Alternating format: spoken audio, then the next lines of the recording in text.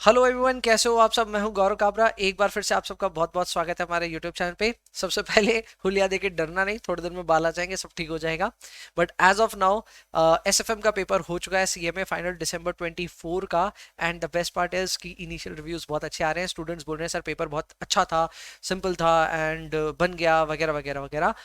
मैंने भी एक इनिशियल रिव्यू कर लिया है। मेरे हिसाब से पेपर इतना इजी भी नहीं था, बट हाँ, एक अप्रोच के साथ कोई बच्चा जाए तो इस पेपर में 50-60 लाना मुश्किल नहीं था। हाँ, अगर आप सोच रहे थे कि इस पेपर में 80-85-90 लेकर के आना था तो थोड़ा सा चैलेंज था।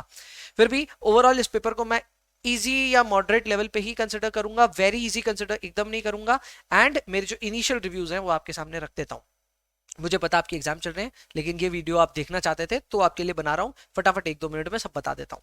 सबसे पहले हम बात कर लेते हैं अबाउट एमसीक्यूज। मेरे हिसाब से एमसीक्यू के प्रैक्टिकल पोर्शन तो यार मतलब एकदम जो बोलते हैं ना चुम्मेश्वरी थे, बहुत ही ज्यादा इजी था। थ्योरी में एक दो जगह पे था जहां पे मुझे लगा थोड़ा सा लफड़ा हो सकता था।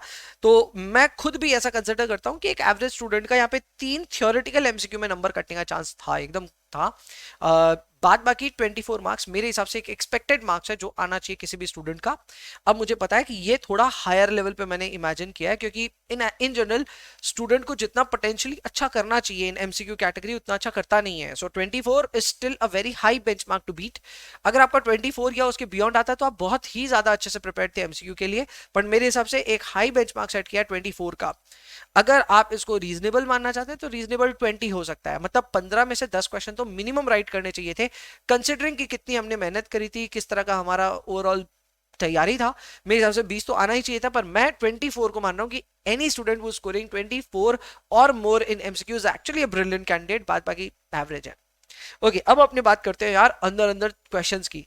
तो अंदर अंदर क्वेश्चन की बात करें तो सबसे पहले आता है कैपिटल बजटिंग में, जिसमें रिप्लेसमेंट डिसीजन का सवाल आ गया था, which according to me was manageable. मेरे हिसाब से कोई ज्यादा मुश्किल नहीं था। एवरेज कैटेगरी डाल रहा हूं क्योंकि आमतौर पे रिप्लेसमेंट हर किसी को पसंद नहीं है, पर फिर भी अगर आप इस पे मेहनत करते तो ये मुश्किल नहीं था, और ये बन करके पूरे 7 में से 7 मार्क्स देने की आपको एक एबिलिटी रखता है। अब मैं बात लीनियर वे में चल रहा हूं, या तो मैं एक्सपेक्टेड मार्क्स को 7 लिखने वाला हूं या 0 लिखने वाला हूं, ठीक है। तो अगर बनेगा नहीं तो मैं 0 मानूंगा, और मेरे को लगता है बना लोगे तो 7। बट कैपिटल बजटिंग का सवाल मैं कहूंगा अच्छा था। रिप्लेसमेंट अगर आपने प्रैक्टिस किया होगा तो डेफिनेटली बन जाता, मुश्किल नहीं था। फिर आते हैं अपने लीजिंग में, जो कि एक चैप्टर क्वेश्चन नंबर 2 बी में। ये स्टडी मैट का एग्जैक्ट क्वेश्चन था, इजी था, और मेरे हिसाब से 7 में से 7 मिलना चाहिए अगर आप रीजनेबली प्रैक्टिस थे। तो ये स्टडी मैट से एग्जैक्ट कॉपी था नंबर्स के साथ। फिर आते हैं अपने रिस्की प्रपोजल में, जो कि अगेन स्टडी मैट से क्वेश्चन था।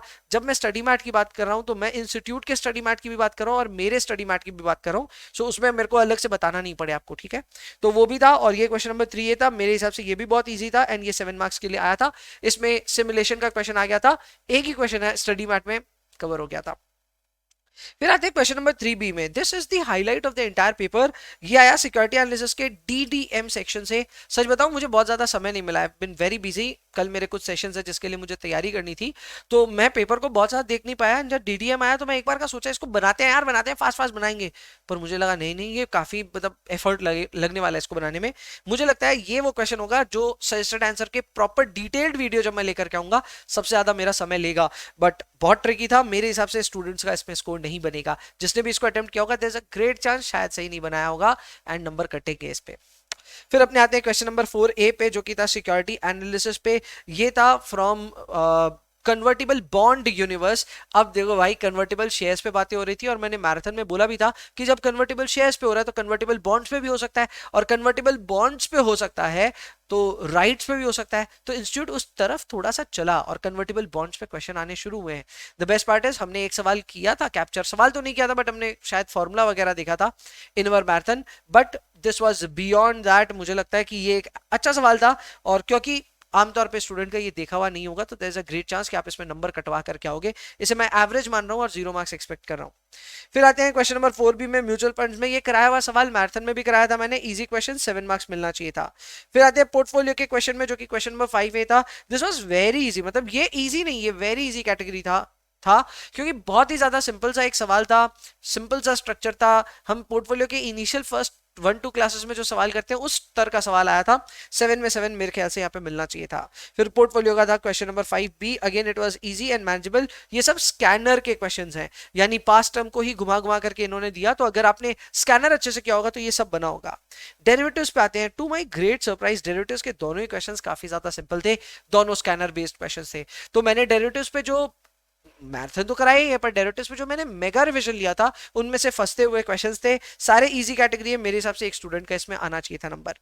7A पे आते हैं फॉरेक्स का। ये मैंने अभी रिसेंटली मैराथन में भी कराया था और अच्छा सवाल है, सिंपल सवाल है, मैं इजी कंसिडर कर रहा हूं, लेकिन इसके बावजूद इसमें 0 क्यों दे रहा हूं पता है? क्योंकि मिलेंगे आपको थोड़े बहुत मार्क्स, उसमें मनी मार्केट हेज था, फॉरवर्ड हेज था, लेकिन क्योंकि उसमें करेंसी ऑप्शन का भी हेज था, मुझे लगता है वहां पे नंबर कटवाते हैं स्टूडेंट आमतौर पे। फॉरेक्स में इस क्वेश्चन में थोड़ा सा रिस्क था, मे बी आपने ठीक किया हो, पर मुझे ऐसा लगता है इधर स्टूडेंट्स नंबर कटवा सकते थे। एंड 7B में आते हैं फॉरेक्स में, जो कि बहुत इजी क्वेश्चन था। Again this was done recently also, तो ये 7 मार्क्स का था, मेरे हिसाब से ये भी काफी हद तक मैनेजेबल था। क्वेश्चन नंबर 7B तो यार बहुत ही ज्यादा आसान था। It was on forward and spot rates, बहुत सिंपल था। आपको बस एक तरह से प्रॉपर कन्वर्जन करना आना चाहिए था from one currency to another, तो मेरे हिसाब से वो भी मैनेजेबल था। क्वेश्चन नंबर 8 सच बताऊं मैंने पढ़ा ही नहीं, थ्योरी का था, एंड आमतौर पे मैं थ्योरी का बहुत बड़ा फॉन्ट लवर नहीं हूं, तो थ्योरी तो भैया क्या कहें अपने ना ही समझो। अब बात आती है कि सर आप इस पेपर को दे रहे होते तो आप कौन कौन से क्वेश्चंस को छोड़ते? तो डेफिनेटली क्वेश्चन नंबर 8 मैं छोड़ देता, and I would have definitely left question number 2। Sir question number 2 क्यों छोड़ते आप? क्वेश्चन नंबर 2 इसलिए क्योंकि ये दोनों सवाल काफी बड़े आ गए थे।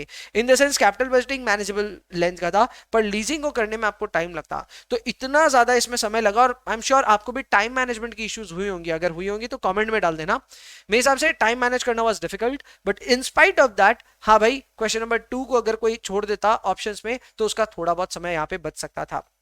Now coming on to those questions जो मुझे लगता है कि मेरे को डेफिनेटली पास करा देते, तो मैं डेफिनेटली वहां पे नंबर लेकर के निकल जाता। वो था 24 मार्क्स इन एमसीक्यू, डेफिनेटली मैं तो लेकर के निकल जाता, और एक एवरेज बच्चे को भी लेके निकलना चाहिए। Coming on to risky proposal, यहाँ पे 7 मार्क्स मिलते हमें, डेफिनेटली मिलते। इजी क्वेश्चन था, स्टडी मैट का क्वेश्चन था, मेरे को लगता है मार्क्स मिलने चाहिए थे। 4A अगेन वाज इजी, इसमें अच्छा 4A में मैंने 0 ही कंसिडर किया, सॉरी, तो 4A को 0 कंसिडर किया है। एंड ये क्वेश्चन किस में था यार? अच्छा कन्वर्टेबल वाला, ठीक है ठीक है ठीक है, इसको भी 0 कंसिडर किया। Mutual funds was very easy, ये मैनेजेबल क्वेश्चन था, तो ये 7 में 7 मिलना चाहिए था। पोर्टफोलियो में 7 में 7 दो जगह अपने को मिलना चाहिए था। डेरिवेटिव्स में एक जगह भी अगर आपने ठीक से बनाया होता तो 7 मार्क्स यहाँ पे मिल जाता। बेस्ड ऑन दिस ही मेरे को लगता है पास हो जाते यार। कितने? 5, 35, 35 और 24, तो यार 59 मार्क्स का मैंने आपको ब्रेकअप समझा दिया। 59 was very easy to score, provided आपने रिस्की प्रपोजल अच्छे से किया होगा, म्यूचुअल फंड्स अच्छे से किया होगा, पोर्टफोलियो और डेरिवेटिव्स का एक क्वेश्चन कम से कम ठीक से किया होगा। Anybody who have done only this much also would have got 59 और मोर। अब एग्जाम में आपके कितने आएंगे वो तो वक्त ही बताएगा, बट एज ऑफ नाउ मुझे लगता है पेपर वाज मैनेजेबल, मुश्किल नहीं था, स्टूडेंट्स को इजी ही लगा है। उल्टा मैं इस बार अलग होकर के बोल रहा हूँ कि इजी लगा है, बट अगर कोई शुरुआत एकदम शुरू से शुरू किया होगा ना तो फंसा होगा, क्योंकि कैपिटल बजटिंग लीजिंग मैंने पहले भी बोला कि फंसा देते हैं ये लोग। तो किसी ने एकदम लाइन से एकदम पत्थर की लकीर से शुरुआत की होगी, उसके लिए डिफिकल्ट हुआ होगा।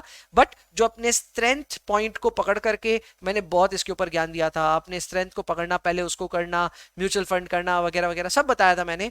अगर आपने उसको फॉलो किया होगा, there is a great chance कि आपका एग्जाम ठीक गया होगा। मेरे ख्याल से सारी मेहनत यार हमारी रंग लेकर के आई, आपने भी खूब पढ़ा, मैंने भी खूब पढ़ाया। And with that being said, December 24 को अब हम लोग फ्लैग ऑफ करते हैं, एटलीस्ट फॉर एसएफएम। इंटरमीडिएट के लिए तो अभी सेशंस भी बाकी है मेरे, तो बस बढ़िया है। एग्जाम अच्छा गया तो मेरे को भी बहुत अच्छा लग रहा है। बाद बाकी आपका एग्जाम एक्चुअल में कैसा गया आप कमेंट में डाल सकते हैं, कितना आपका एक्सपेक्टेड स्कोर है वो भी डाल दीजिए, एग्जाम का रिजल्ट आएगा तब देख ही लेंगे। चलो अभी के लिए इतना ही रखते हैं, I will see you in the next one, तब तक के लिए bye bye, take care, enjoy your studies and please पढ़ाई करते रहिए।